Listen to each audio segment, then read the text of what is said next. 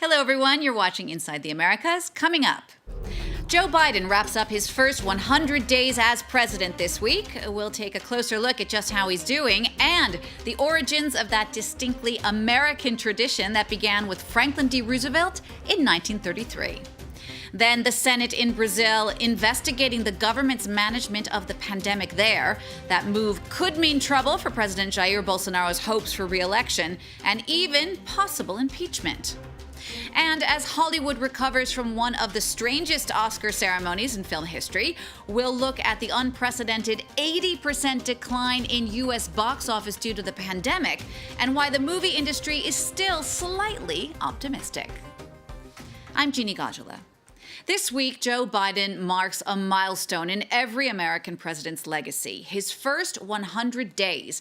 There's nothing specific in U.S. law saying what a president has to do in that time frame, but decades of tradition have made it the standard used to judge just how well a new president is doing. So how does Joe Biden stack up compared to his predecessors? Catherine Viette takes a look.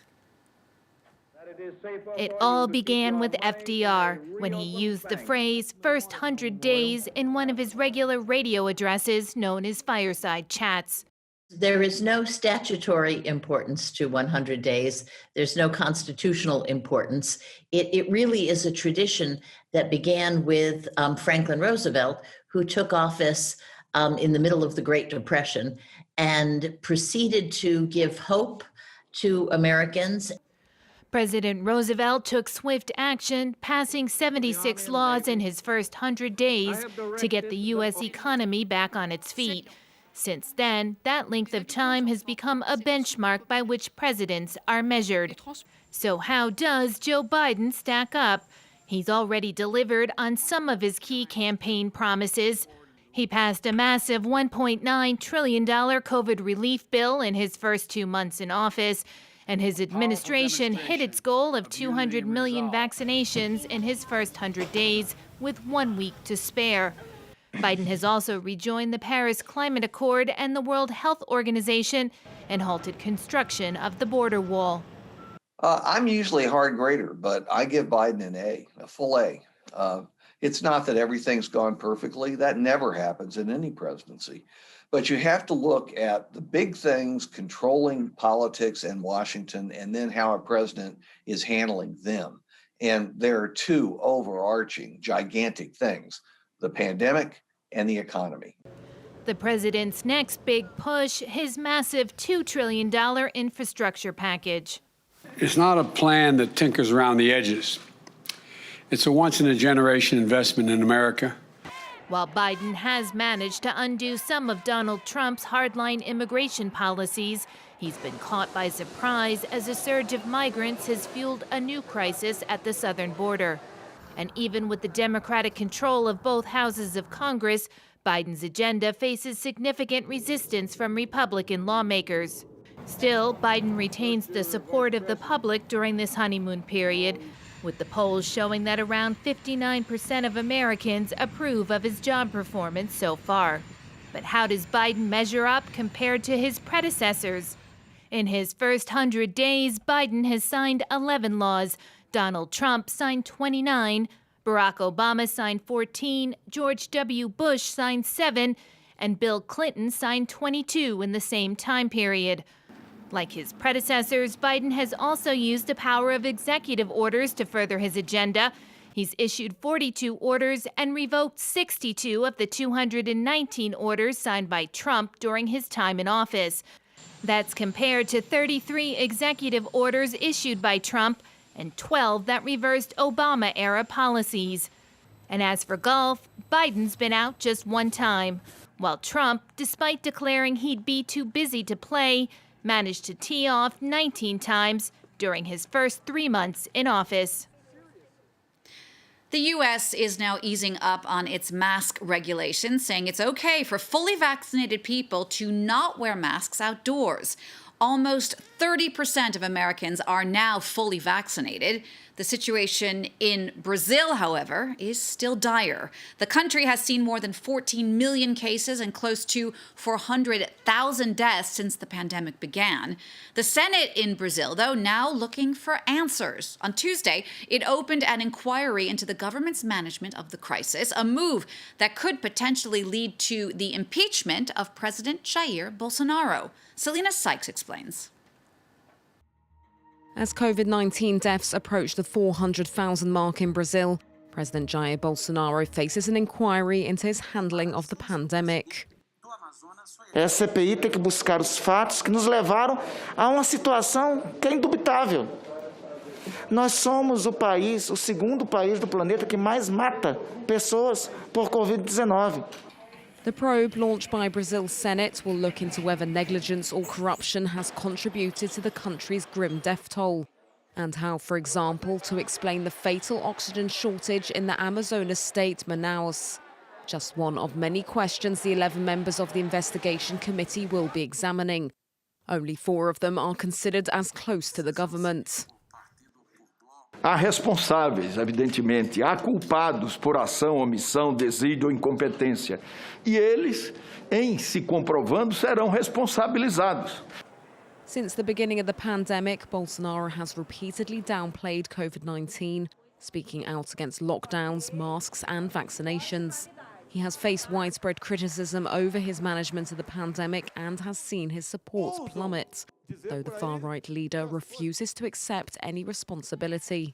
Não estou preocupado com a CPI, não estou preocupado que não devemos nada. Bolsonaro's chance of re-election next year is now at stake as Brazil asks what went so badly wrong. Opinion polls show he would lose against former left-wing President Luiz Inácio Lula da Silva, who is expected to run. One of the stranger quirks of U.S. government is the ability for voters to recall state officials, a move allowed in just 19 states. In California, recall attempts are common, but very few succeed. The most famous California recall was the one that helped make movie star Arnold Schwarzenegger governor in 2003. Well, a new recall effort is underway to replace current Governor Gavin Newsom with another celebrity candidate throwing her hat in the ring. Yinka Oyatade explains. Gavin Newsom's time as governor of California could be over by the end of the year. This after Republicans in the Sunshine State received the green light to hold a recall election.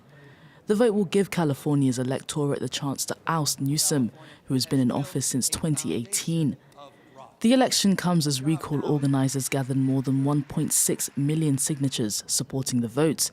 Signatories have 30 days to withdraw their name from the petition. Newsom is not taking the bid to oust him lying down. In a campaign video, the governor cast the recall as a Trump-backed ploy to undermine the state's progressive values. Instead of helping fight the pandemic, national Republicans are coming to fight Californians. Stop the Republican recall.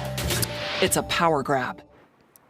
The incumbent has been under fire over his handling of the coronavirus pandemic, but it's perhaps these photos of Newsom dining at a restaurant that saw his ratings take the biggest hit.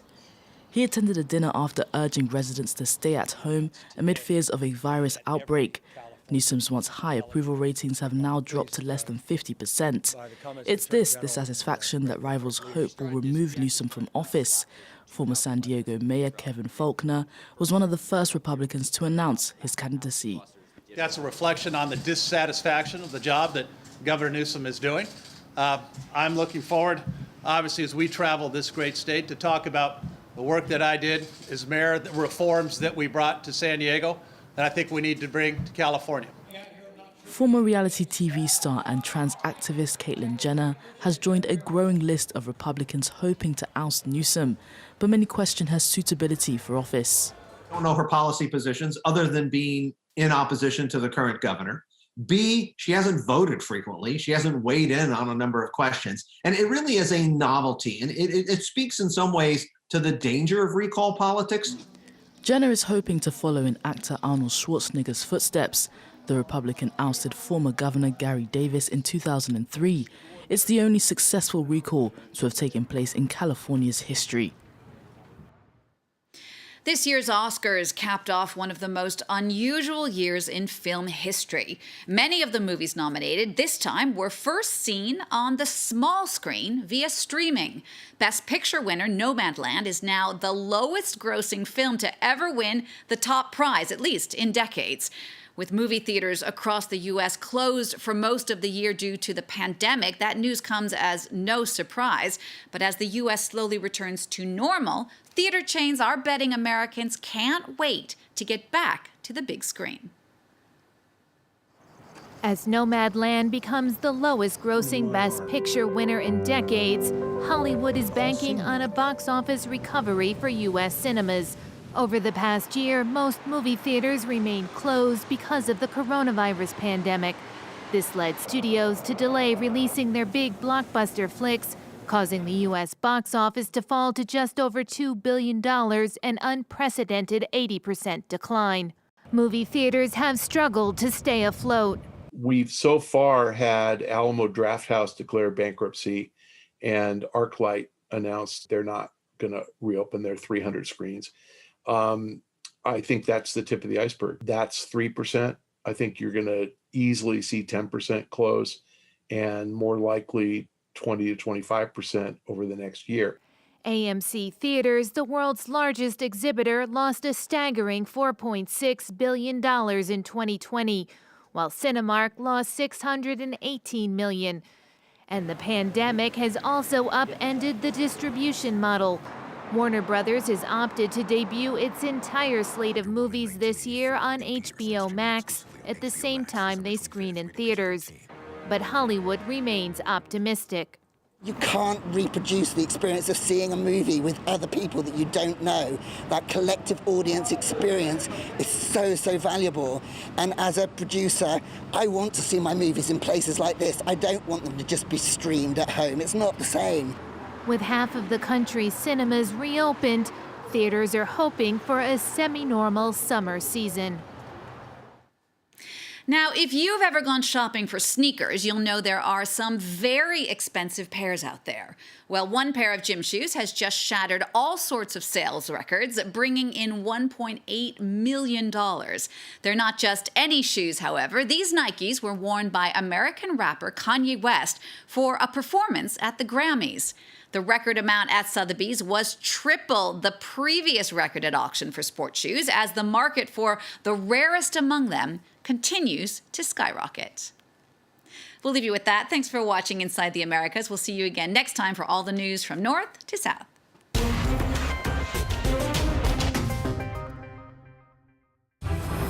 Laurent, Patricia, and many others have made a choice to help others, putting at risk their own freedom, jobs, and comfort. Each in their own way, they're helping migrants. On n'arrive pas à comprendre pourquoi on met des barrières, on met des frontières finalement. Je pense qu'en tant qu'être humain, on reçoit et on doit donner. What are the risks that they run, and how far will this sometimes outspoken concern for humanity take them? Watch Reporters on France 24 and France24.com to find out more.